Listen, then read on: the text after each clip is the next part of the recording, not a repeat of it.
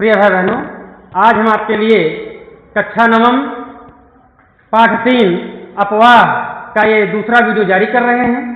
भाई बहनों, आज के इस वीडियो में हम सभी प्रायद्वीपीय अपवाह तंत्र के बारे में अध्ययन करेंगे। कल हमने हिमालयी अपवाह तंत्र के बारे में अध्ययन किया था। अपेक्षा है कि आप इसको ठीक से समझ करके कॉपी में नोट्स तैयार कर लिए होंगे। भैया बहनों, हम सभी जानते हैं भारतीय अपवाह तंत्र को 2 भागों में बांटा गया है। एक हिमालयी अपवाह तंत्र, दूसरा प्रायद्वीपीय अपवाह तंत्र। हिमालयी अपवाह तंत्र में 3 और नदी तंत्र हैं: सिंधु नदी तंत्र, गंगा नदी तंत्र, ब्रह्मपुत्र नदी तंत्र। और इसको आपने कल पढ़ा है। इसके बारे में थोड़ा सा संक्षेप में और बता करके हम प्रायद्वीपीय अपवाह तंत्र के बारे में अभी अध्ययन करेंगे। सिंधु नदी तंत्र जो 2900 किलोमीटर और इसकी लंबाई है, यह मानसरोवर झील के पास बोखरचू नामक हिमानी से निकल करके और जम्मू कश्मीर में, भारत में जम्मू कश्मीर में प्रवेश करती है, फिर पाकिस्तान में प्रवेश करते हुए और अरब सागर में गिर जाती है। जास्कर, नुब्रा, श्योक, पुजा, रावी, सतलज, झेलम, चिनाब, व्यास इसकी सहायक नदियां हैं। इसके पश्चात गंगा नदी तंत्र जिसकी लंबाई 2500 किलोमीटर है।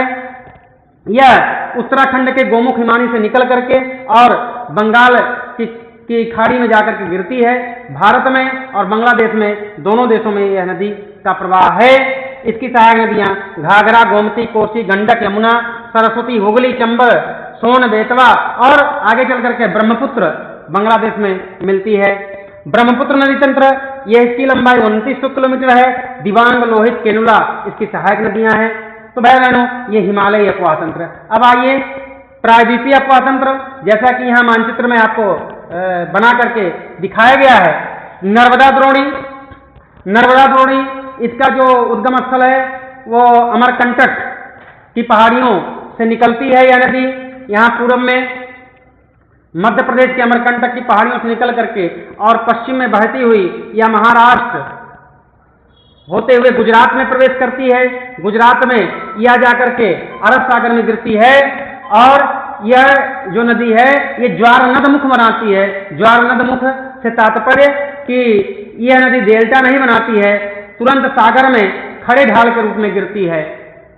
तो यह जबलपुर के, मध्य प्रदेश में जबलपुर के निकट या वहां पर धुआंधार प्रवाह, वहां उच्च भूमि पर चढ़ती है और वहीं से जल इस नदी का गिरता है। तो वहां ये भारत का ही नहीं बल्कि विश्व का सबसे ऊंचा प्रपात, धुआंधार प्रपात का निर्माण करती है। और इसके पश्चात ताप्ती नदी, नर्मदा द्रोणी की जो लंबाई है ये 1312 किलोमीटर है। ताप्ती द्रोणी, ताप्ती नदी, द्रोणी अर्थात नदी, ताप्ती नदी की जो लंबाई है 724 किलोमीटर है।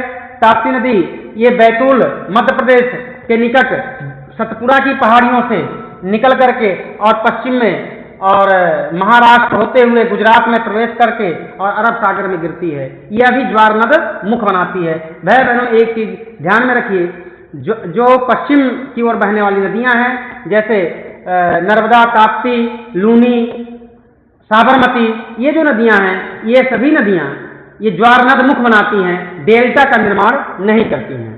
गोदावरी नदी यह पश्चिम से निकल करके और नासिक से यह निकलती है, महाराष्ट्र के नासिक जिले से, और यह महाराष्ट्र, कर्नाटक और उसके बाद उड़ीसा होते हुए जा करके बंगाल की खाड़ी में गिरती है।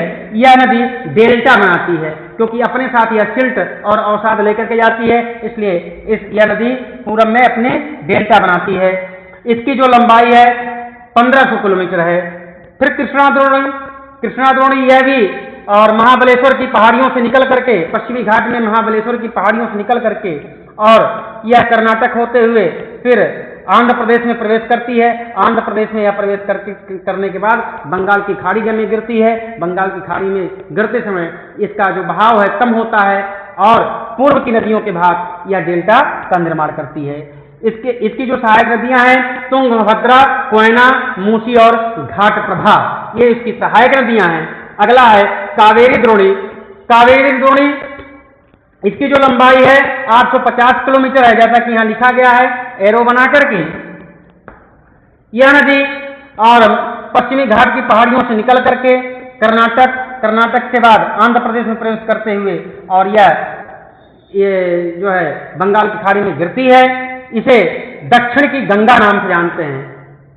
सॉरी, दक्षिण की गंगा कावेरी नदी को कहते हैं। कृष्णा नदी ये जाकर के गिरती है। कृष्णा नदी के और क्या कहते हैं हुगली नदी के बीच का क्षेत्र ये उत्तरी सरकार का तट कहलाता है और ये कृष्णा नदी के और इधर कावेरी नदी के तक का क्षेत्र जो तमिलनाडु का है ये कोरोमंडल का तट कहलाता है। तो इसको जानकारी में हमको रखना होगा। आगे जो कावेरी नदी के जो सहायक नदियां हैं अमरावती हैं, भवानी हैं, कामिनी हैं। आगे महानदी है, ये 858 किलोमीटर, यहाँ देखिए महानदी है, यह 858 किलोमीटर लंबी है। यह उड़ीसा के पास यहाँ छत्तीसगढ़ की पहाड़ उच्च भूमि से निकल करके और उड़ीसा क्रॉस करते हुए, छत्तीसगढ़ उड़ीसा क्रॉस करते हुए ये अरब बंगाल की खाड़ी में गिरती है, डेल्टा का निर्माण करती है। इसकी लंबाई जो है 858 किलोमीटर अर्थात 860 किलोमीटर इसकी लंबाई लगभग है। तो भाई बहनों, ये प्रायद्वीपीय अफवाह तंत्र के बारे में आपको मैंने बताया। कावेरी नदी को दक्षिण की गंगा कहते हैं और दक्षिण भारत की सबसे जो लंबी नदी है वो गोदावरी नदी है। यहाँ हम सभी देखते हैं 1500 किलोमीटर इसकी लंबाई है। तो ये दो बिंदु ध्यान में रखेंगे, दक्षिण की गंगा, कावेरी नदी, गोदावरी नदी, ये दक्षिण भारत की सबसे लंबी नदी है।